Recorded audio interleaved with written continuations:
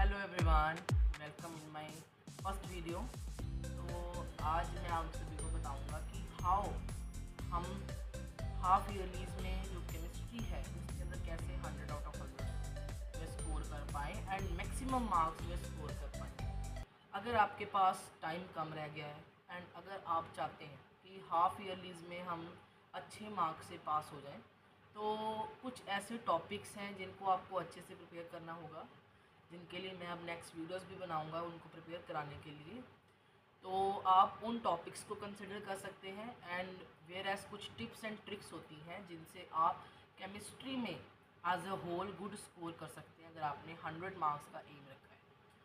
तो पहली चीज़ तो होती है केमिस्ट्री के अंदर, जब आपने रीडिंग करनी है तो उसके साथ आपको जो इक्वेशंस होती हैं केमिकल, उनको क्रैम नहीं करना होता। You have to just understand one equation. जैसे कोई भी इक्वेशन है, ठीक है, जैसे मैंने यहाँ पर एक इक्वेशन डाली हुई है एस्ट्रिफिकेशन की अल्कोहल से, ठीक है। तो इस इक्वेशन में क्या है, आपको यही टॉपिक सेम आपका कार्बोक्सिलिक एसिड में भी आएगा जब आप ऑर्गेनिक करेंगे, और इसी से रिलेटेड आपकी सारी इक्वेशंस हो जाएंगी। जब आप नॉमेनक्लेचर करेंगे ना ऑर्गेनिक का, तो उसमें जितने भी आपने नेमिंग करनी है, तो वो सारी जो है आपकी वहाँ जाके बेनिफिट करेंगी। सारी इक्वेशंस आपको इजीली, सिर्फ रीड करना है उनको, इक्वेशंस को बहुत इजीली हो जाता है। मेन जो केमिस्ट्री का मोटिव होता है, केमिस्ट्री में सिर्फ वन वर्ड क्वेश्चंस बहुत पूछे जाते हैं, ऑब्जेक्टिव क्वेश्चंस बहुत बन जाते हैं केमिस्ट्री में से। वेयरएज आपको ऑब्जर्वेशंस का ध्यान रखना चाहिए, स्पेशली जो एनालिटिकल केमिस्ट्री है वो, उसमें से ऑब्जर्वेशन क्वेश्चन बनता है, एसिड बेसिस सॉल्ट से बनता है, ठीक। तो ये सब, और मोल कॉन्सेप्ट से जो न्यूमेरिकल्स आते हैं वो भी बहुत इंपॉर्टेंट होते हैं और उनको आपको करना चाहिए सॉल्व, ठीक है। मेरा मानना है कि जैसे हाफ़ ईयरली है, आप हाफ़ ईयरली में आपके 5 चैप्टर्स आते हैं। हमारे स्कूल में एनालिटिकल आ रहा है और नाइट्रिक एसिड आ रहा है, ऑर्गेनिक आ रही है, मेटलर्जी एंड इलेक्ट्रोलिसिस। तो कैसे प्रिपेयर करें?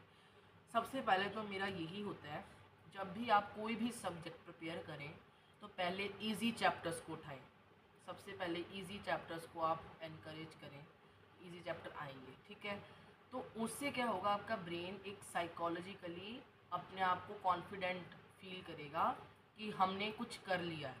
चाहे इजी है, एनालिटिकल 2 पेज का चैप्टर है, नाइट्रिक एसिड सल्फ्यूरिक एसिड बहुत इजी चैप्टर है, करने से क्या आएगा, एक कॉन्फिडेंस बूस्ट हो जाएगा। तो पहले हमेशा इस टर्म में एनालिटिकल एंड नाइट्रिक एसिड को कीजिए, चाहे वेटेज कम है, पर आपको एक साइकोलॉजिकल बूस्ट देगा और आपको बताएगा कि हाँ 2 हो गए, अब बस थोड़े रह गए हैं, फटाफट कर। तो यही आपको बूस्ट करता है। उसके बाद आप सीधा ऑर्गेनिक पे मत जाइए, क्योंकि ऑर्गेनिक में टाइम लगता है एंड टाइम लगेगा तो आप पेशेंस लॉस कर जाओगे अपना लास्ट में आके, और जो 2 चैप्टर आपने करने हैं ईजी, वो भी नहीं होंगे।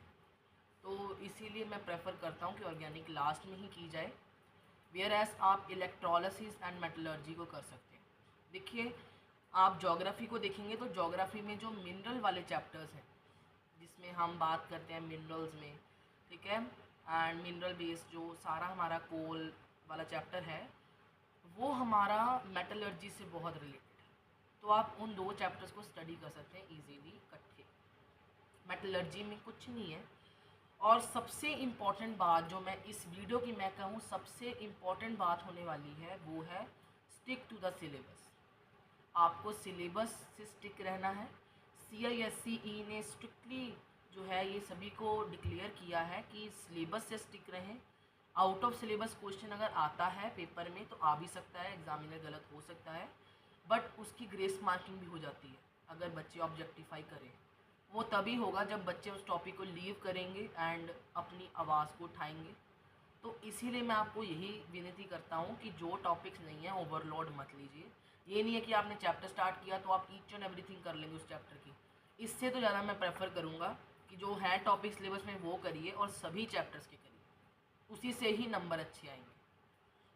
अगर आपके पास टाइम नहीं है तो फटाफट जो इम्पॉर्टेंट टॉपिक्स हैं वो मैं आपको बताता हूँ, जो हाफ ईयरलीज में बहुत इंपॉर्टेंट है।